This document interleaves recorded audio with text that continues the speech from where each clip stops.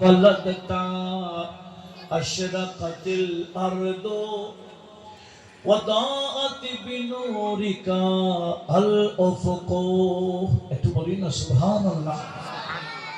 হযরত আব্বাস রাদিয়াল্লাহু তাআলা নবীজির আপন চাচা ছিলেন।